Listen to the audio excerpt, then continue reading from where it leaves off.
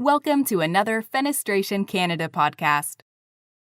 This podcast is a presentation of Underwriters Laboratories, UL, Inspiring Trust.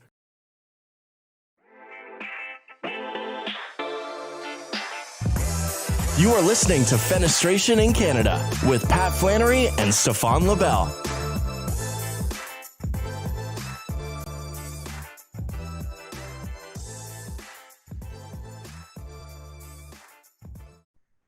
Okay, Patrick, so now we are live. Hi, everybody, and welcome to another Fenestration in Canada live broadcast. I'm Pat Flannery, coming to you from my basement as usual, where, as you can imagine, I always wear a jacket day in and day out. And with me, of course, is Stefan LaBelle, Executive Director of Fenestration Canada. Say hi, Stefan. Hey, Pat. There he is. You can't see him, but you can hear him. Can they see you, Stefan? Well, now they can see me on YouTube. They just can't see me on the initial call. Oh, okay, because all I'm looking at is a Fenestration in Canada logo. Yeah.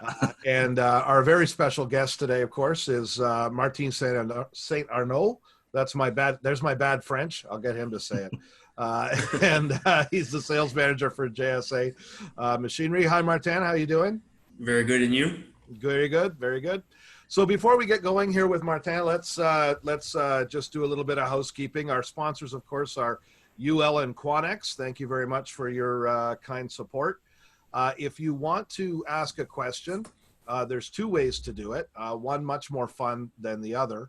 The less fun way is to just type your question in the Q&A box down at the bottom of your Zoom screen.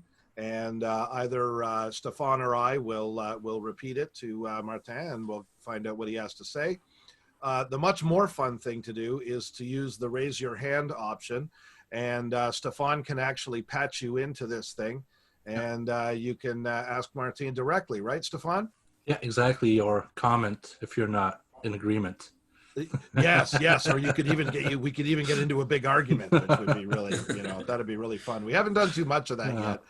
But I see there's some people on our participation list here that might have some things to say to Martin, so you never know. Anyways, so with that, let's get to Martin. Martin, tell us a bit. I guess just introduce yourself and tell us what you're doing with JSA these days. All right, so my name is Martin St-Arnaud. I'm working as a sales manager at JSA Machinery. I'm also a partner in the business. I've been with JSA in and out for the last 13 years. So my background is, JSA is a family-owned business. It's my dad's business.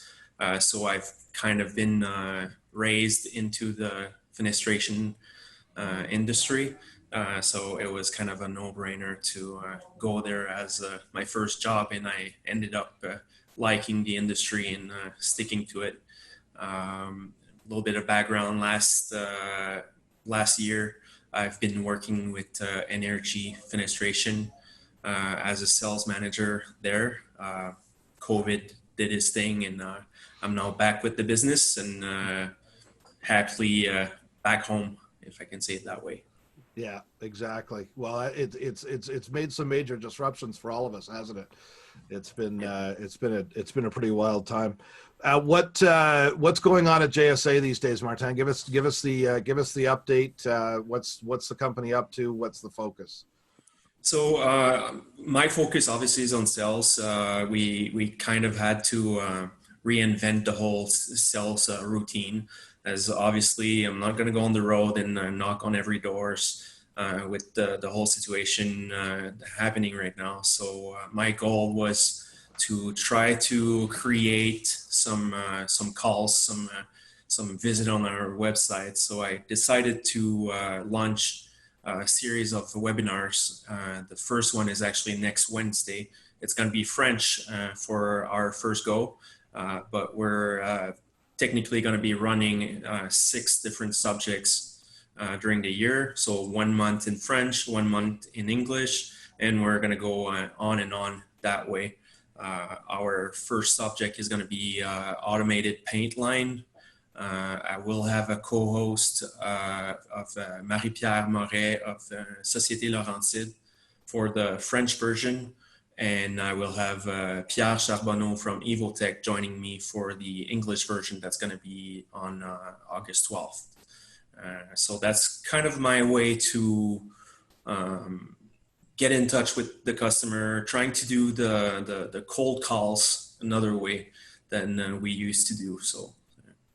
Yeah, that's always the challenge, isn't it? Is getting the outreach there these days, and because it used to be, you or your salesperson would be in town, and you get some calls, you get some lunches set up, and you kind of go see people that way. But now it's we have to look for different routes, don't we? I mean, what gave you the idea to go with these webinars?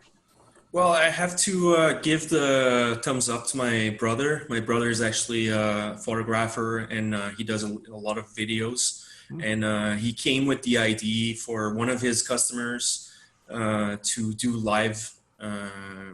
It's actually coaching, training for the Chocolate Academy. So basically a very well-renowned chef showing to other chefs how to do recipes, right? So brainstorming around the idea, he was himself looking for customers. So he reached out to me, and he said, "Hey, do you want to do lives with your customers and teaching them things?" And I'm rethinking the whole business and trying to think what subjects could I bring to the table, and trying to make it interesting for customers. And so that's how it pretty much all started. And at some point, I decided to make sure I had someone else from the industry coming along with me. So it's not just, like one big sales pitch every month that people would join in. They're going to be able to get some very valuable information from someone else in the same subject. So such as a paint company when I'm talking about paint lines. Next subject is going to be pass-through lines with hardware location. So I'm going to have someone from a hardware company and come in and talk about, trends and codes that are regarding hardware. So that's the idea around it, to bring as much information to the customer.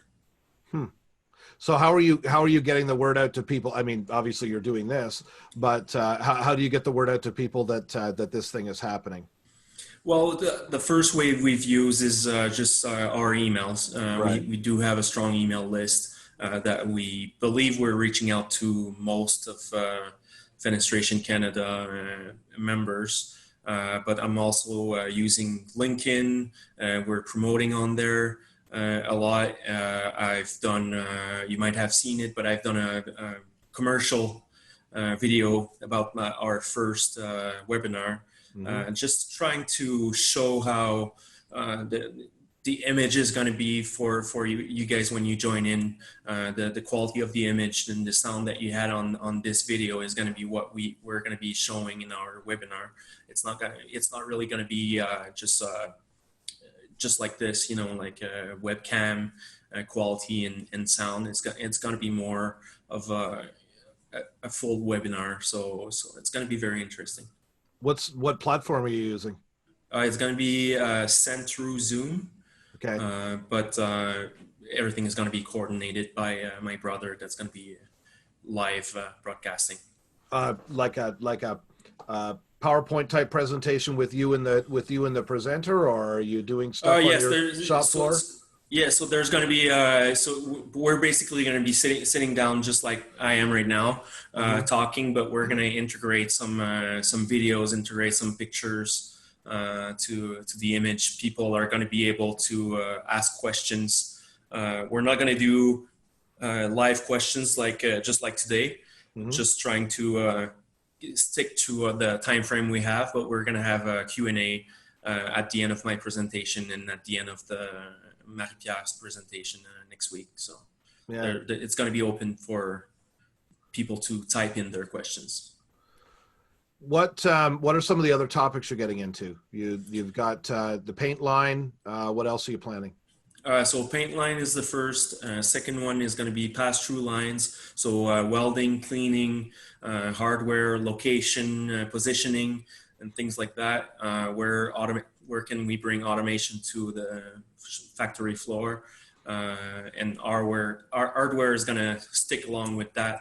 The third subject that I'm yet to find the people that are going to come in and talk about is going to be glass. So my idea around it is to talk about glass sorting system.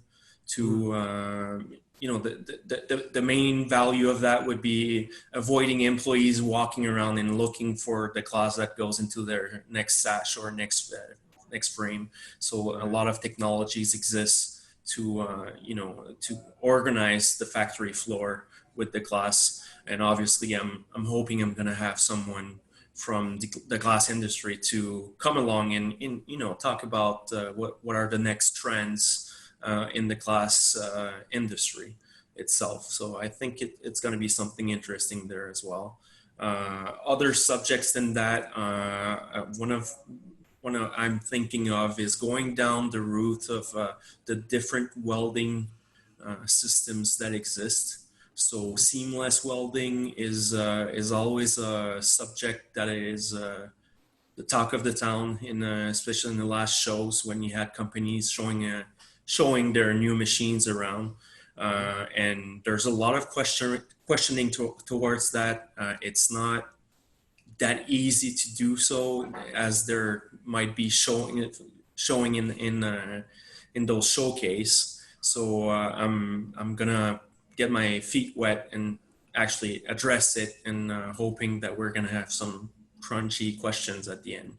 And yeah, I'm seeing really a ton of that in everybody's marketing efforts. Is this effort now to really be educating your customer and your audience, right? I mean, it's not so much going out there with a sales pitch anymore as trying to give people some really useful sort of value added information, right? Yeah. I mean, what's the strategy there? Why do you think that helps JSA to be seen as an educator, as an expert? Well, for myself, if I'm being very selfish in some way, I'm trying to avoid that first meeting with the customers. I'll explain that by saying, that first time you're going to meet with a customer, you're going to be pretty much educating the customer on what are the trends, what's coming, what's the new technologies, and pretty much you're going to get out of there with almost no information coming from the customers. You're pretty much just going to be announcing what you have. And then the next meeting, you're hoping that the customer comes along with his information and try to go down the line of what can I do for you, instead of, well, here's what I can do.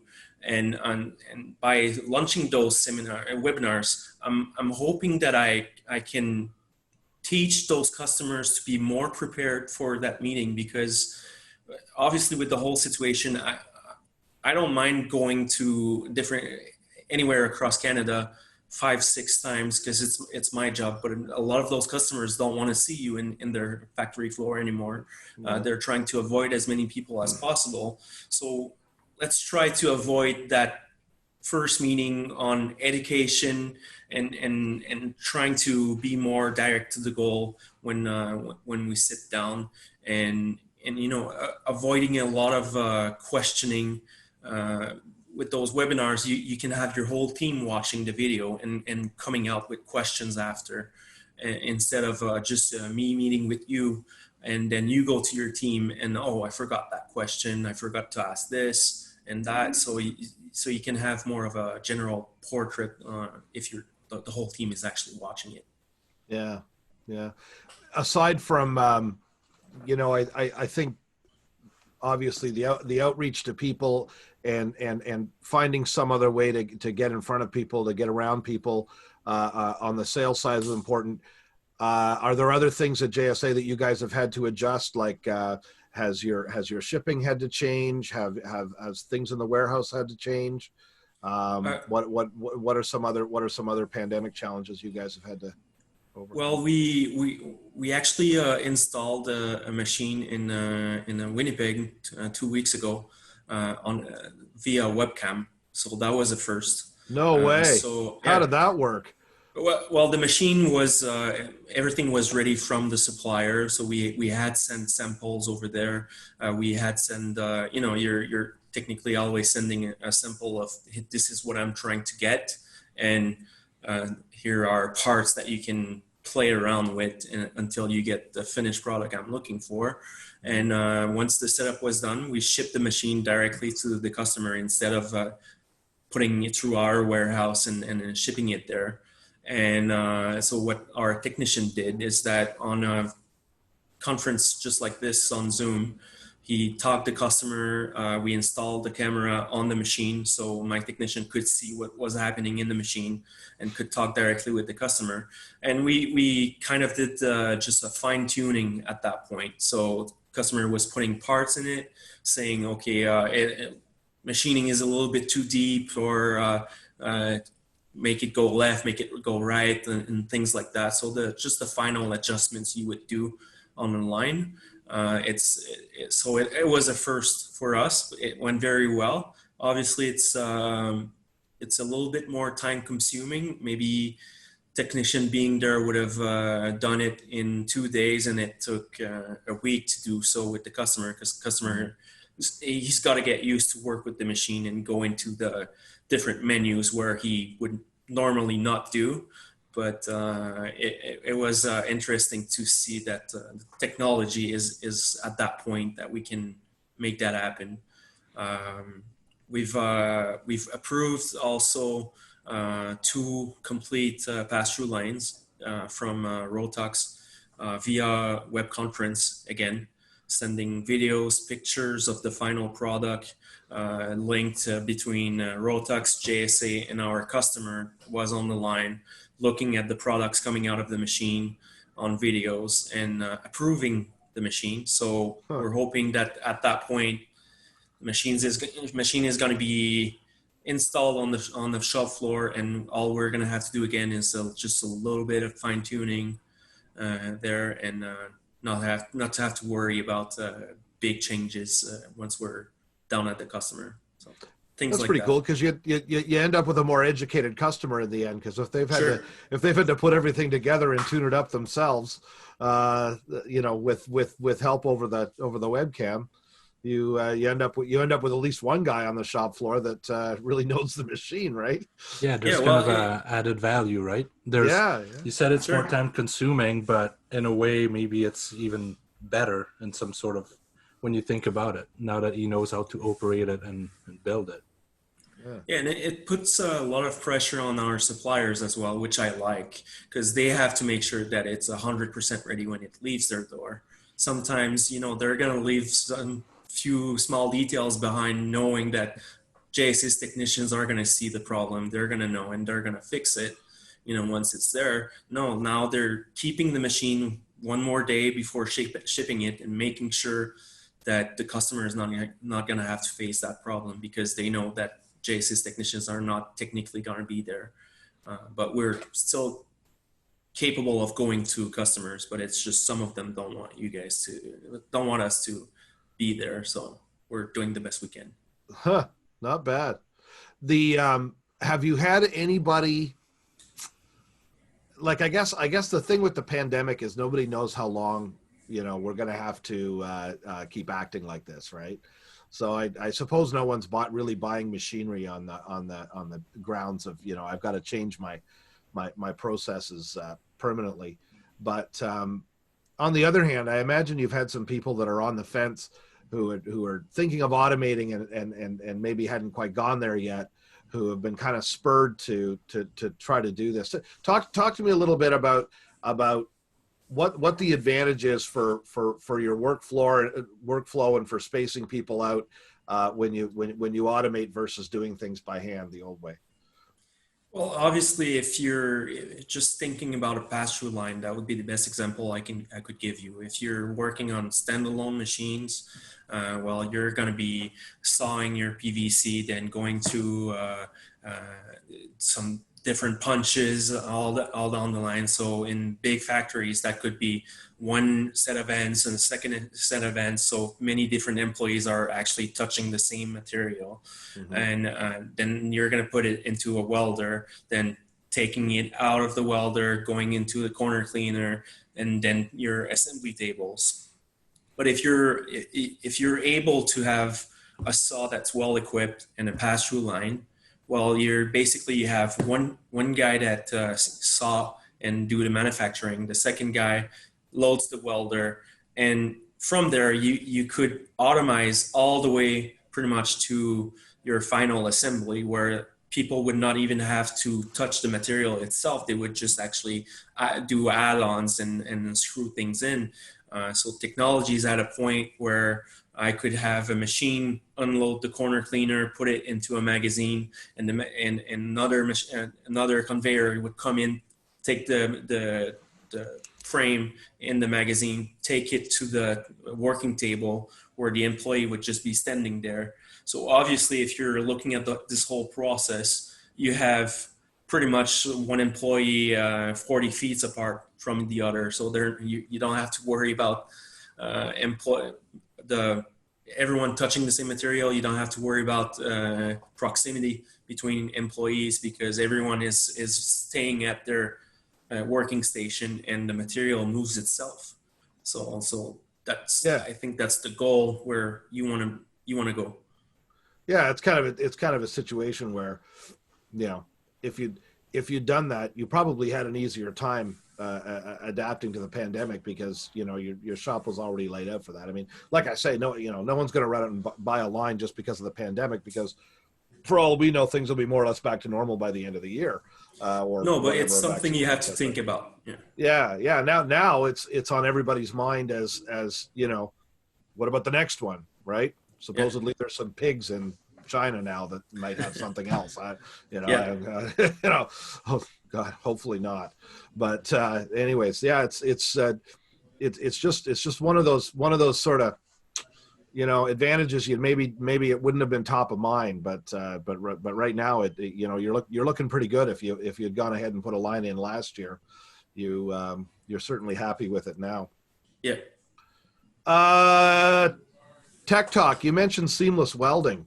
Where's that at, and what's how's that technology coming along? Are we getting closer to being very happy with all the seamless welders out there? Well, I've seen a lot of them during shows.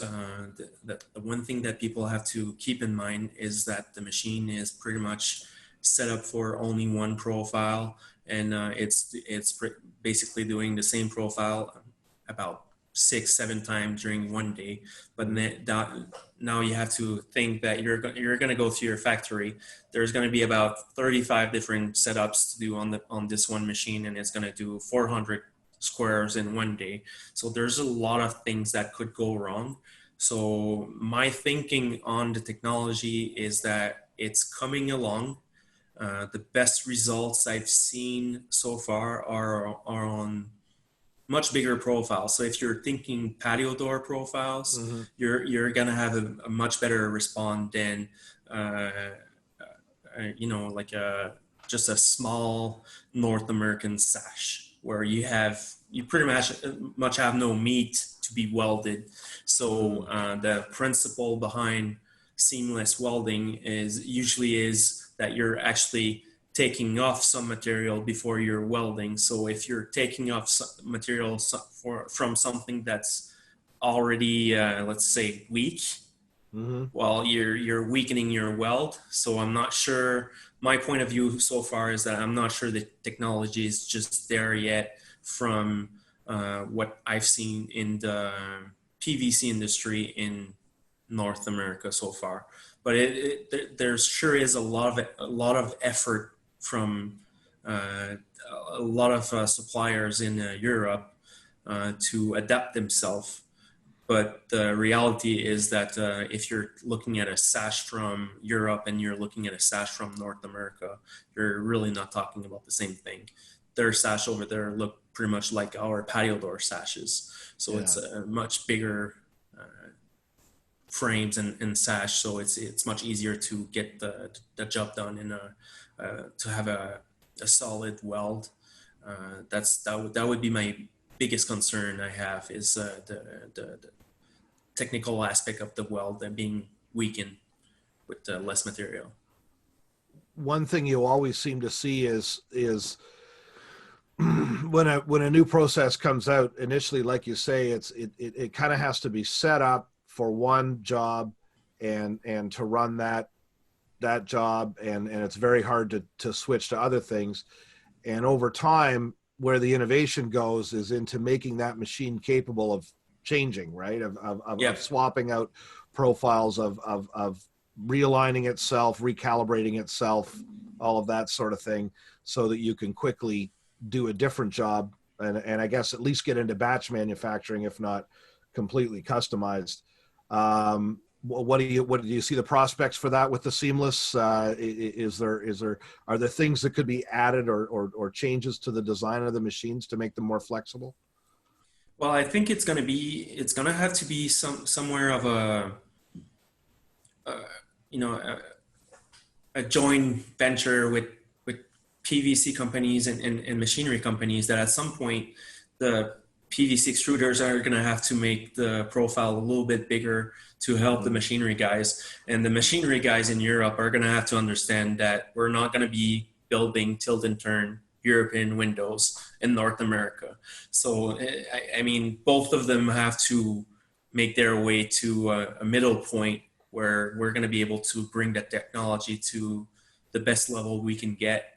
But obviously, those technologies right now I'm seeing are more towards bigger companies, where they can have like specialty lines, where they have the shop floor where they can separate all their different products. So if they're thinking about one specific product that they want to build on this type of machine, it's going to be easier for them to get to a good result if they're only doing one family of product instead of trying to do all different types of windows. And then you have tool change-ups, many different things that you have to that comes into consideration when you're setting up one of those machines. So I've seen corner cleaners myself that have 45 and more profiles going through it. Yeah. And obviously the customer is asking for the same quality than the guy that only has one profile going through it. Yeah. So keep in mind that there's a lot of details that have to go through, especially in the seamless welding. So I'm thinking it's going to get there at some point. It might just not be there yet. Yeah. For the general aspect. For some specific demands, technology does exist and it's working well. Yeah. We do have a question, Pat. Yeah. We do have a question from our listeners. If you want to get in there, Stefan. Okay, so we have Marco asking, do you already have seamless welding machines in your portfolio? No, we don't. We never asked. We never had a customer that actually went down the road of doing all the investigation. There's only, to my knowledge, there's about just one seamless welder in North America, not North America, but in Canada. Mm-hmm. I won't say the name because I'll leave him the discretion, but I'm thinking that Marco knows exactly who I'm talking about. But no, there's no other customers so far that went down the road. But it's something that we are discussing with a lot of people right now. Okay. You mentioned paint lines. I'm gonna go ahead and invite you to scoop your own webinar that's coming up, and tell me where do you see things going in paint? What should people be looking at in terms of how they're gonna estimate or how they're gonna invest in their painting operations later? Well, the one big challenge that we see a lot, I'm talking especially more in Quebec where right now, Quebec has more a tendency of people painting boxes instead of lanes. So on our side, that's what we're going for because we think it's a nicer finish. But most of them are facing a lack of employees. Right. And especially a lack of good painters, which is even harder to find for them. So going to robotic, you're avoiding the whole thing of having to find someone that is going to be able to paint, that someone that's going to come in every morning, that's never going to be sick.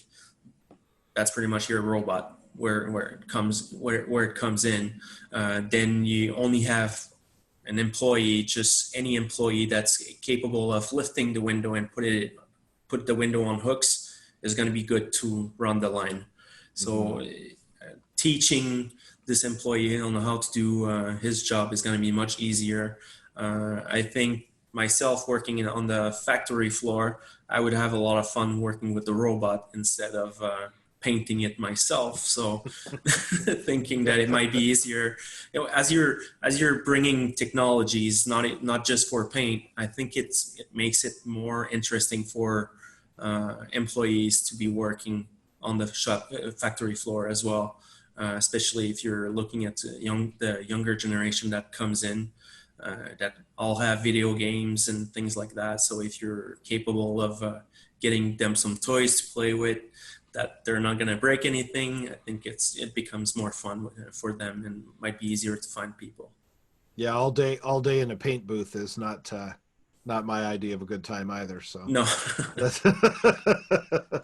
but I all respect. I mean, people that once you get somebody that's good at it, that's great. But yeah, like you say, you got to hope they're never sick. You got to hope they never quit. I mean, that's basically where that's at. Everybody's having to do bigger and bigger stuff, triples, heavier and heavier stuff. Are we going to reach a point where it's getting harder to automate these things, or is automation actually helping you when you have to make bigger, heavier profiles, bigger, heavier boxes, everything chunkier? Well, that question could go both ways. It could it could be a problem if you're always looking at bigger and bigger and bigger, because at some point the manufacturers of machinery is going to make a machine that has one size maximum, and if you're looking at bigger than those maximum sizes that exist, well, you're going to go back. You're going to have to take a step down of automation and going back to your one head welder or the two head welders, because things are going to be too big or too expensive to be built, right? If you're adding 1 meter, 2 meter, 3 meters to every single machines you have, well, there's a price that comes along with it. Is it possible? Yes, it is. We've done, the welders we're selling now are much bigger than the welders we were selling 10 years ago. That's for sure. I mean, they pretty much have, I would say, at least 1 meter longer than what we were selling before. But I like to see it the other way around, where try to imagine your biggest frame that you have one employee trying to get that out of the welder by himself. It's a huge piece of PVC, and you don't want to start making it bend and things like that as it just came out of the welder, because you're going to play with your weld strength and everything. So if you're going to the automation route, where this one frame is going to go by itself to the next steps in your factory floor, well, you're avoiding employees trying to lift the product. You're avoiding some breakage on those frames. You're avoiding employee backache and things like that. So obviously, I like to think about it on the good way, because I do sell machinery, right? But you have to think that everything is going to have to go bigger as you're going bigger. Your factory floor is going to have to be bigger because the windows are always going to be moved laying down. So if you have to think about all this when you try to go on a bigger size, and those bigger size, from what I've seen, are usually 5% of the business. So what I'm seeing right now is that some customers are actually trying to stay away from it. So outsourcing that 5% to a smaller company next door, and running I like to say the sausage factory on their floor with the other 95%, and that could be one way to go. Yeah, exactly. Or at least having another area off to the side for the big, something like that. Yeah. Marco Paterman says that he does know who has that seamless welder. You were right about that. I saw his comment. And he also wants to know, and this is a good question. Lamination profile wrapping. It's something that you seem to have people who are incredibly enthusiastic about it, and people who don't want anything to do with it. It sometimes it seems to depend what part of the country you're in. Talk to us a bit about that, Martin, and where do you see that sort of technology? Well, if I'm going back to seamless welding, when you're talking about a wrap profile, then you're going somewhere. It's one of those projects that the companies like Rotux, for instance, are going to be more enthusiastic on going the route. If we're talking about wrap profiles, because it gives the material an extra strength to your seamless weld that avoids some of the issues I was talking about earlier, right? So I think it's a good way to go. I don't see that being very popular, especially not in Quebec. Quebec is more about paint right now than in hybrid windows. I've seen more of the lamination towards the west. A lot of it in the United States, I believe, but I don't sell there, so I'm not 100% sure about that information. But that's what I hear. That's what I hear too. Is out west and U.S. It's a big thing, and for some reason you hit some boundary coming east, and everybody just wants to paint. Yeah, well, I mean, technologies are there to make it look even nicer than it used before. It used to be, right? So if you're thinking you're using a conventional corner cleaner with laminated profiles, well, you're just gonna scarf a line right in there, and you're gonna have to retouch it. So that's what I think about painting profiles lanes instead of painting boxes as well, because you're going to go ahead on the corner cleaner and paint and scratch the material. You just scratch it, right? And you have to do a retouch. So that's my thinking on there. But if then you're going to seamless welding, that you're capable of joining that lamination on top, and you have like just a very narrow line. And you don't see the white PVC sticking out. I mean, you then have a very nice product. For the rest of it, lamination, machinery, automation doesn't really change anything for us. I mean, PVC could be white, blue, black, whatever color you want it. With lamination or not, it doesn't really change anything. So that welding would be the only thing that you could be helping yourself if you're going to go the route of seamless welding. I'm gonna tell Marco that if he has any more to say, he'd better get it. He'd better put up his hand and get in the conversation. I'll call Marco after. Yeah, I guess there's only one Marco in the business, so I know which one it is. He's lighting up. He's lighting up the chat here. Yeah, that's good stuff. What about speed, Martin? Have we got advances coming in terms of how fast we can do various processes, faster sawing, faster welding?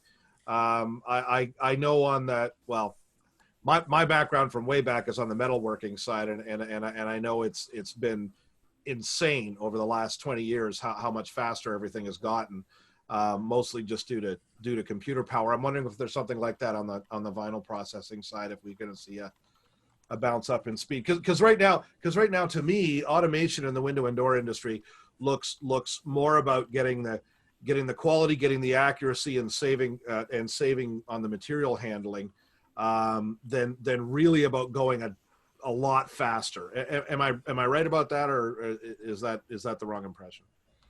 Well, there's been a lot of improvement in the last few years, especially where we've been talking for, I would say, maybe 4 or 5 years about high-speed welders, where we pretty much took down the normal cycle time. Now I'm talking loading a welder and welding and unloading. So we went down pretty much from 2 minutes to 1 minute. Mm-hmm. We are also capable of using that minute and then doing some other process on the profile. So you're gaining a lot of time down the line. You're overlapping jobs. So it's a matter of I think the biggest question here is how can you make each stage going the same speed, so you avoid bottlenecks down your line, because it doesn't make sense to weld a square every minute if you're assembling your sash in 3 minutes. Then you have every 3 minutes you have 2 sashes that are laying on the floor, and you have a bottleneck somewhere else. So that's one big mistake to avoid, trying to find your workflow that you're looking for and automate it in a way where you're keeping the same speed all day long. And obviously what's going to dictate your speed is going to be your assembling tables and at the end of the factory floor. But we are talking about high-speed welders, corner cleaners. When I first started 13 years ago, we would clean 1 square in about a minute or so, and pretty much another minute with someone with a knife in his hand after cleaning the rest of the profile that the corner cleaner did not touch. Now you're going to be cleaning 2 corners in about 20 seconds, and you're going to have pre-drilling of all your hardware locations on it in those 20 seconds, right? So there's been a lot of improvement there. We are also talking about the high-speed saws, but again, the North American way, if I should say, people are putting a lot of fabrication on saws, which is actually slowing down the process instead of making it faster. But if you're capable of finding the right technologies and avoiding to put fabrication on your saw, well, there is saws that exist now in Europe that you're going to be able to keep up with that 1 minute cycle on the welder. So one square could be cut in less than 1 minute on the saw, then 1 minute on the welder, 1 minute in the corner cleaner, and keep that 1 minute pace down the line on your factory floor. Yeah, it just takes a lot of organization, to get your line really, and it has to. It takes so much understanding of what your demand is going to be and for what, right? I mean, this is the difficulty. I think a lot of North American companies where we tend to be a little more fragmented. A shop is serving a region. The demand goes up and down. The market changes up and down, and it can be difficult to really say, I'm always going to be making this much of this in this amount of time, and that's what I'm going to need, and so I can set everything up to do that, right? And so that seems to be where a lot of the confusion comes in, or that's why we haven't gone full European, right? I mean, with these automated big automated factories, right? Well, I like to argue with that, because I think the reason why we haven't went European style in North America is that we're talking about labor issue, but we're not really facing the same labor issues they're facing out there. People here are saying it's hard to find someone. People over there are saying it's impossible to find someone. So there's a big gap in between. It's hard and it's impossible. So I visited with many different customers, factory in Europe, where the thing I like to do in the past, hoping we can travel again soon, is saying, you, Pat, you have a factory that does 150 windows a day. Well, I'm going to take you to Europe and show you a factory that does 150 windows a day. Not someone that makes 400, because you're going to be impressed for sure. But you're going to go, that's not me. Yeah. That's not me. So I'm going to bring you to that guy that builds 150 windows, and that has about half the employees you have on the shop floor.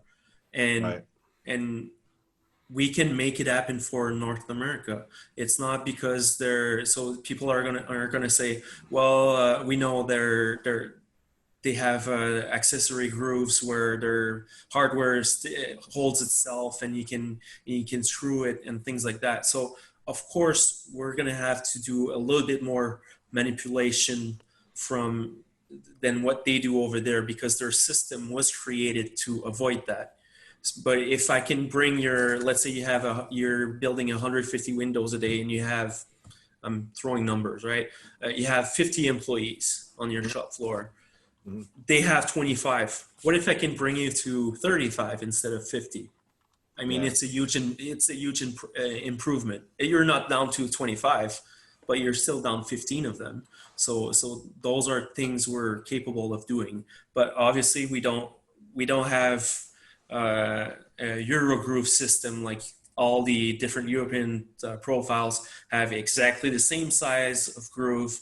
All the hardware companies use the same size. So everyone at some point made the smart move to make one size fit all over there, and everyone is building from that size.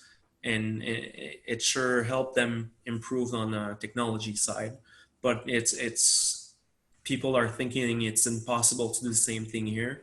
It's not impossible. I've done it myself many times with customers, showing them, but it's always coming down to the question of the amount you're ready to pay to improve your factory. Yeah, and those labor considerations are obviously key. I mean, and the other thing in Europe is in a lot of places, people are kind of scared to hire somebody because you can almost never fire them, and it's it puts a damper on how much churn there's. Listen, I'm being told that Marco can actually jump in here. So Stefano, you going to bring Marco in? I mean, if that's what you guys want, I get him in here. Well, we got. He apparently knows something about. He's got a comment about the lamination thing. So we got. Okay, so technically you can talk now. So Marco, are you here? Yes, Marco is here. Okay. Hi, Marco. How's it going? I'm fine. How are you guys? Good. This is Marco Paterman. Marco, tell the people who you work for. Well, basically nowadays I work for myself. Yeah. Representing major manufacturers of finishing solutions from Europe in North America, predominantly exterior laminates from Continental, but also wrapping equipment from Fuchs. Yeah. And everything else what has to do with wrapping and lamination, like touch-up pens, touch-up products, repair products, protective film, everything which has to do with it. And I often get confronted with the question from my customers, where does this technology go? Where are high-end vinyl windows competing with? For example, with high-end aluminum windows nowadays, where I've always been told one of the major downsides of high-end vinyl windows still is that the architects don't like the groove. They don't like the welding groove. And I mean, we all know about welders. There's different ways to weld corners. There's different ways to clean corners, more visible, less visible. But up to now, there was not really a lot of technology out there to nearly make the corner weld disappear. There are technologies out there now, very few companies, they have different concepts of how to do it. One is more suitable for North America. The other one is less suitable for North America. I'm not going to say the names right now. But I basically completely agree what Martin said, that due to the different design of, first of all, window systems in North America and Europe, that is already a big difference. European tilt and turn systems are just easy peasy. They're really nice to work with. North American window systems are more challenging. And that in conjunction with usually a thinner wall thickness, which is a huge factor for it, makes it difficult for seamless welding if you reduce the welding material you're going to weld. Now, if you do a different approach, you use the material which you're going to weld together, but you make it disappear somewhere else, then it's actually a benefit for it. So there's different concepts out there. And of course, when that comes in conjunction with lamination, I mean, lamination honestly is not a solution for improving seamless welding, because the laminate doesn't really add a lot of structural integrity to a window frame or a sash. But usually laminates are on very high-end windows. So that's where these two areas meet, where people would consider high-end vinyl windows instead of aluminum windows, but they want to get rid of the welding seam. So that's where these two technologies meet. And that's where I often have cross sections with customers.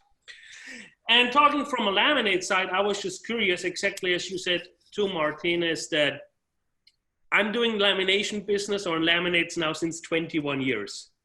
It has been my first job. I was 15 years employed by Conrad Hornjoul AG, which is now Continental, part of the Continental Group, which invented those laminates back in the early 80s in Germany. 5 years ago, I went independent and added all the equipment around the laminates to my portfolio. And since a couple years, there has been a strong tendency and change in North America, especially in the US lately, towards laminates, moving away from paint, from capstock towards laminates, especially because of the low heat buildup, heat reflectivity, cool colors, which reduces the risk of deformation on vinyl windows. Don't get me wrong, I think there's always gonna be paint, because there's such a huge diversity of colors out there, which one surface solution can never fully fulfill. The same with capstock. There's always going to be capstock. But the North American market has been dominated by capstock and paint. And if I compared it to other global markets, there was a lack of laminate. That lack is being filled. In the US, mainly on the east, but also moving now strongly on the west. In Canada, interesting wise, more on the west, and now seems to also move more to the east. But of course, it's very fluctuative right now, especially in the current situation. Everything is a little bit on hold. So I was just curious how you guys see it. Sorry for my long monologue. No, that's great, Marco. Well, I did ask permission before I let you in, so it's on them. Don't fall. No, this is audience participation invited for sure. But Marco, what is the reason for this regional disparity? Is it just that some people out west got trying it and liked it, and or is it to do with the weather? Why would lamination be popular in one area of North America and not another? Well, it really changes around. For example, for the US, it's very popular getting more and more popular on the east. Yeah, they're the opposite. And on the southwest, but the west itself, there's still a lot of capstock and paint out there. I think it has to do with the type of window systems which are used in each regions. And as there are different window systems used in the different regions, and the original finishing solutions with which these window systems came with are still the predominant market player in these different regions. Yeah. And it just takes time for a system to change. I mean, for example, let's give a good example. Use the European tilt and turn. A complete different window system from the North American thinking, as vice versa. If I try to explain to European what a double hung, single hung, or a casement is, they ask me what. So it's the same concept, but they were engineered for the certain regions where they're being used in. Also in conjunction, single hung, double hung. Let's keep it real. How else would you have fit air conditioning units in the houses in the old days? They were made that you can also fit air conditioning units in there, or engineered for that.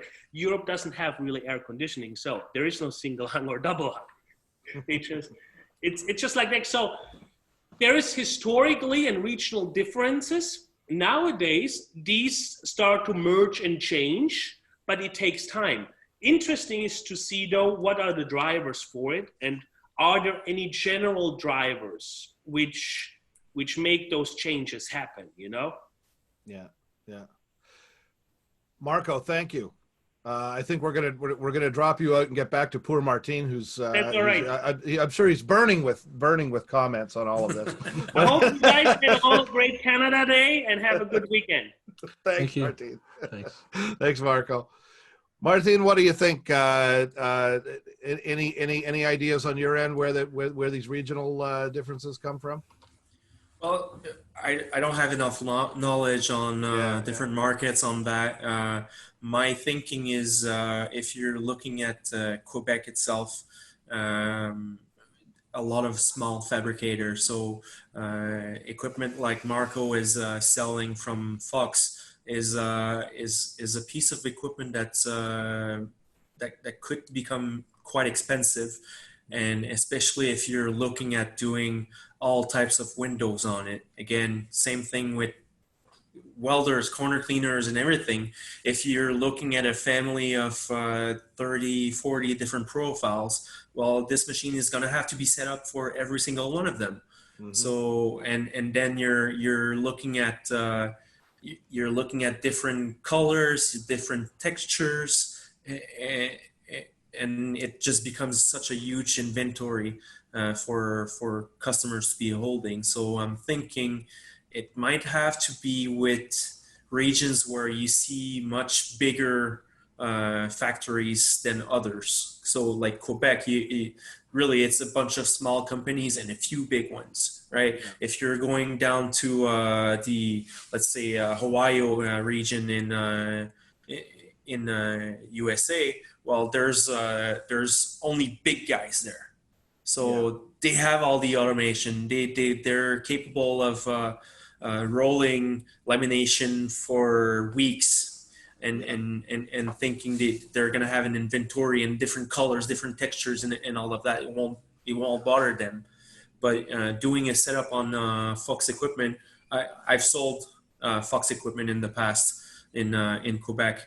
No, not laminating, but there are other type of machine, which is a bending machine. But I've seen the laminators there, and I mean, you don't want to be doing your whole setup and doing one bar for one project and then redoing the. I mean, Marco can probably answer better than myself that, but I think it might be. I would say half an hour process of changing color or changing your lamination. So you don't want to be doing small batches with that. You want to do big batches. Right. So where is it addressed then? If you're looking at our market, well, you're going to go see extruders that are going to be holding material for customers, and you can install the lamination line at the end of an extruder line and just keep your cycle running and laminating at the same time. Then you're avoiding setups and you're keeping stocks for customers. I believe PH Tech actually does lamination on that. See, he says 10. I knew you were going to get it from Marco for that. Well, I mean, good. I thought it was half an hour, but good if it's 10 minutes. 10, but 15 minutes. It still is a 10-15 minute process. If you're only going to be building one house for a typical house in Quebec is going to have 10 to 15 windows. Yeah. So that's not a lot of profiles, right? So if you have to change your setup every single time, I think that's the reason why it's not so popular here. Where we're going to be selling paint booths that have automatic change ups in colors, so you can do one window black and the other one pink and the other one green, and so on and so on, without losing any downtime. I think that's going to be a better process and that's why paint might be winning against lamination in the market I'm in. But if you're looking at other markets, for sure, and you're thinking about colonial style windows that have curves in them, it's much easier to paint those than laminating those. Not saying it's impossible. It is possible. I know it's possible, but the whole process is different, and it's more, I would say, more time consuming a little bit, especially for smaller guys. So that's why I'm thinking it's going this way, because those markets where Marco was saying that were bigger markets for lamination. If you're looking at the sizes of those factories in those area, they're much bigger factories as well. So. Yeah, and usually involved in the, even if they're in the Western Canada, they're often pretty involved in the U.S. market. They're exporting. Yeah, exactly. Okay, we're getting up to we're at the top of the hour here. Stefan, let me hit one more thing. Can I hit one more thing? For sure. Yeah. All right. Data. A lot of the rage, and you hear a lot of at the conferences and people talking about how the sort of the next iteration of automation and manufacturing is managing data, taking advantage of data collection. I don't see a lot of that really going on in window and door manufacturing, at least certainly not smaller shops. But apparently there's there's got to be applications for this. What do you think about that, Martin? Is what kind of data should window and door fabricators be thinking about trying to collect more of, that might help them to do better things in their process? So if you're thinking about like the 4.0 thing, well, every machine now is driven by a computer. So any single information you would want to drag out of there, you're capable of. I've seen not a whole lot of them, but a few customers do have, for instance, tracking orders systems. So you ordered windows from company A, and you want to know where your order is at. You could live go into their system and see where your windows are being welded right now, or your windows are being painted right now.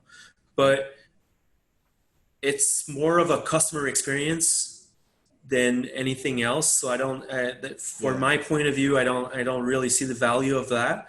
Thinking my delivery date is Friday, I'll just wait for Friday if they're ready or not. That's my thinking. And if you're looking into things that have changed into data information for like more of the factory side, because I don't know all the different calculation a window manufacturer is going to want to do. So do you want your information? Machine is going to give you every single piece of information you want. Just ask. It's going to be able to do so because there's a computer in there. But the information I see very valuable is trying to avoid working with theory and working with the real sizes that you're actually building. So I'm going to take the same example I'm always taking. You have a 1,000 millimeter window by 1,000. That's what you want. So you want a frame that's 1,000 by 1,000. You cut it at 1,006 because there's a melt off of 3 millimeters. That's the standard on every single welders that it's being built in the world. If you have more or less than that, don't buy that because they're wrong. I mean, it's been like that forever. Okay, so there's a burn off of 3 millimeters. So what we're capable of doing right now, for an example with Rotox, is that if I'm putting my parts in the welder, for some reason my part the length is wrong. One part has 1007, the other one has 1009, the other one is short at 1005, and I have a 1006. I have one good in there. For any good reason that might have happened during the day. Well, the technology now is at a point where the welder is going to measure the parts that are in the machine at that specific time, and it's going to know if it's got to burn more, burn less, and make sure that it ends up to your 1000 by 1000 that you were asking for. So instead of the conventional welds, you're looking at that with the high-speed welders technology that came out. So it's servo motors that are driving the machine instead of just the regular motors, right? Yeah. So if you're thinking about a conventional welder, you say 1000 by 1000, it's going to burn off 3 and push the material to the 1000 by 1000, but it might bend. It might be short. If the part was 1005, it's still going to melt those 6 millimeters. At the end of the day, you're going to have 999 instead of 1000, right? But you won't know it because the machine is not reading the profiles that are in it. So you won't have this information. Where now the technology is that you're going to have this information. So even though the servo drive are supposed to go to 1000 and 1000, at the end of the day, there might be a mistake again. It measures the part as it goes into the corner cleaner. And the corner cleaner is going to receive the part that says, hey, it's not 1000, it's supposed to be 1000, but it's not, it's 999. So the cleaning is going to be better as well, because it's going to be cleaning at the right measurement instead of the theory measurements that you were hoping for. The other thing you could do with that is that your welder could be driving a cutting list for your welding beads at the same time as it welds the sashes. So you're taking at the end of your cycle, you're taking the exact measurements in the machine as it's square to send a live cutting list to your welding bead station. So once you're getting to that point to install your welding beads, you're sure that they're going to be fitting in 100% right every single time. Because let's take the same example, your welding beads is in a 1000 window is going to be, 990. And for some reason your window is a little bit shorter. Well, your welding bead is going to have to be shorter as well, with the same measurement. So people that are using just the cutting list are going to cut that piece. They're going to come in to install the part. It's a little bit too hard. I'll go back to my saw and chop it again. Yeah. So imagine those steps 100 times a day, how you're slowing down your process. When you're capable of dragging information from every single machines to the other, like machines communicating with each other, you're avoiding tons of mistakes, and you're finding your mistakes faster as well. Because if again I'm using a conventional welder and my parts are too strong or too low, when would I know?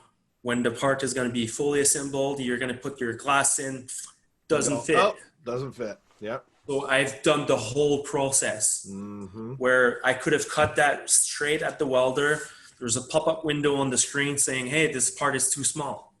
I'm supposed to have a part that's 1006 and it's 1004. Why? Do I keep going or do I stop? Like, that's what the machine is going to tell the operator. Yeah. So you have a problem with your saw right off the bat. So things like that are, I think, the most important data that the machines are going to be able to bring the factory floor itself. That's awesome. Those are great examples, Martin, of how people should be thinking about using the data on the shop floor. I think it's something that a lot of guys haven't made the leap to. Well, listen, I'm conscious of your time. How can people get a hold of you, Martin, if they have more questions? Well, are you able to send those people my email address, or should I say it out loud? It's quite long in French. Say it. Okay, so it's Martin, Martin, at JSA PVC Machineries. So there's an IES at the end because we did the French version. Yeah. .com. Phone number 514-730-2210. Or you guys tag me in on this morning announcement on LinkedIn. If you want to join my LinkedIn account, you're gonna be aware of all the webinars I'm gonna be giving. We're gonna be showing them off on there, and we're gonna be putting out all the webinars on our YouTube page as well after they're done. So many ways to contact me. I'll put the website also on the under this video, so I'm sure all the information can be found there too. So yeah. Anything to add, Stefan? Nope, that's pretty much it. I'm just pretty happy with the turnout, and I think we should do that more often. Yeah, it was a good time. It was fun. Martin St-Arnaud from JSA Machinery, thank you very much. Thank you, Pat. Once again, thanks very much to UL and Quanex, our sponsors for today. Stefan, when are we doing another one of these? Next week, same time, and it's going to be more about business strategy, business development, lead generation, anything like ranking on Google. So we're going to have an expert for that. Fantastic. Great. Well, we're looking forward to that, and we'll see you all next week on Fenestration in Canada. Thanks, and bye for now. This podcast is a presentation of Quanex Building Products. For more than 30 years, Super Spacer Tri-Seal from Quanex Building Products has been the ideal warm edge spacer solution for commercial and architectural glass. With its unique triple seal design, Tri-Seal provides structural strength, durability, and outstanding thermal performance in the most demanding applications.